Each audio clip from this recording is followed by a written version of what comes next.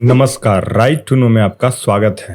एक कहावत है कि एक बिहारी सब पर भारी। शायद बिहारी अब भारी ही हो गए हैं देश पर, क्योंकि जिस प्रकार से देश के अन्य अन्य राज्यों में बिहारियों पर हमले हो रहे हैं वो वाकई दुखदाई है। हाल ही का घटना तमिलनाडु से है। तमिलनाडु में बिहारी मजदूरों पर कथित हमले की घटना लगातार हो रही हैं। बिहार के कई नेताओं ने बिहार विधानसभा में इस मुद्दे को उठाया और इस मुद्दे पर नीतीश कुमार ने आलोचना भी की। मामला क्या है, इसे समझते हैं। ये पहली घटना नहीं है, इससे पहले भी देश के कई भागों में बिहारियों को निशाना बनाया गया है। महाराष्ट्र की घटना किस बिहारी को याद नहीं होगी। आइए जानते हैं इस मामले को। तमिलनाडु से बिहार लौटे मजदूर वहां की जमीनी स्थिति का खुलासा करते हुए बता रहे हैं कि लोगों को मारा जा रहा है। इससे पहले तमिलनाडु से बिहार लौटने वाले कुछ मजदूरों ने दैनिक भास्कर को बताया कि उनके साथियों को तमिलनाडु में मार दिया गया और उनके शवों को नवादा, लखीसराय, जमुई भेज दिया गया है। अब अन्य बिहारी प्रवासी राज्य छोड़ने का प्रयास कर रहे हैं, लेकिन ट्रेन का टिकट आसानी से नहीं मिल रहा है। रिपोर्ट्स में कहा गया है कि तमिलनाडु में हो रही इस तरह की घटनाओं से मजदूरों के परिवार वाले डरे हुए हैं और चिंतित हैं।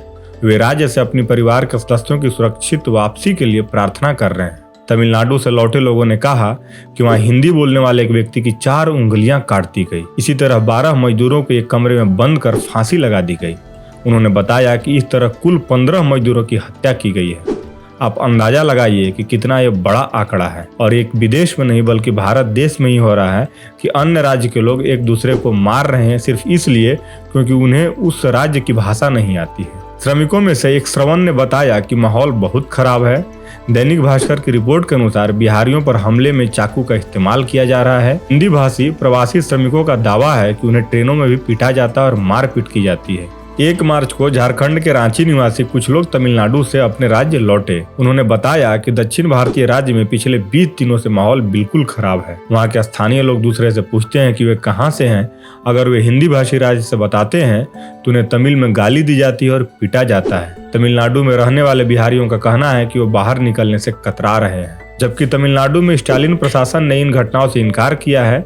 दैनिक भास्कर का कहना है कि सिकंदरा थाना क्षेत्र में 2 युवकों की मौत हो गई और 2 अन्य घायल हो गए। वहीं दैनिक जागरण के मुताबिक इसी दौरान 21 फरवरी 2023 को त्रिपुरा के धधोर निवासी कामेश्वर यादव के पुत्र पवन यादव की हत्या करने के लिए नारियल काटने वाला धारदार हथियार का इस्तेमाल किया गया था। कामेश्वर को बचाने की कोशिश कर रहे नीरज यादव के सिर पर भी धारदार हथियार से वार किया गया। भुल्लो निवासी उसके मौसेरे भाई बल्लीराज को भी मारपीट कर गंभीर रूप से घायल कर दिया गया। आगे सिकंदरा रविदास टोला की युवक की संदेहास्पद मौत हो गई। माना जा रहा है कि कई लोगों की अभी तक वहां पर मौत हो गई है। हालांकि भारतीय जनता पार्टी ने मौत पर कड़ी आपत्ति जताई और इस घटना को लेकर बिहार राज्य के मुख्यमंत्री नीतीश कुमार से आलोचना की है। यहाँ तक भाजपा नेता संजय जायसवाल ने बिहार के मुख्यमंत्री नीतीश कुमार से तमिलनाडु में मारे गए बिहार के लोगों की संख्या सार्वजनिक करने की मांग की।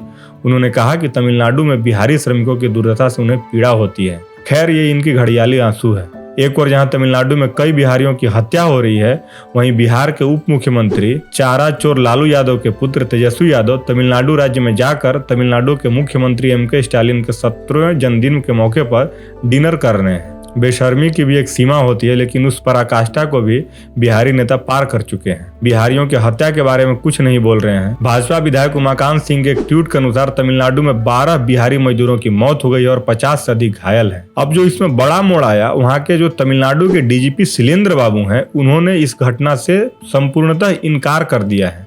बोल रहे हैं कि इस प्रकार की कोई घटना ही नहीं हुई है। गुरुवार 2 मार्च को एक बयान जारी कर दावा किया कि तमिलनाडु में बिहारी प्रवासी श्रमिकों पर हमला नहीं किया जा रहा है।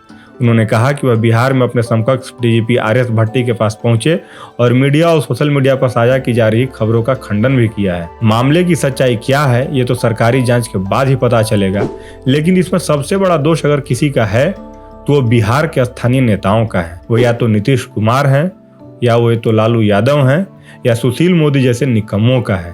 इन्होंने बिहार में किसी भी प्रकार का रोजगार का सृजन नहीं किया। बिहार में जितने संख्या में बेरोजगार हैं, अगर उन्हें काम पर लगाया जाता तो बिहार राज्य भी आगे बढ़ता और बिहारी भी आगे बढ़ते हैं। लेकिन आए दिन हमको देखना पड़ता है कि बिहार से भर भर करके ट्रेन में लोग माइग्रेट करते हैं और जाकर उधर ही कमाते खाते हैं और बसते हैं और पिटाई भी खाते हैं।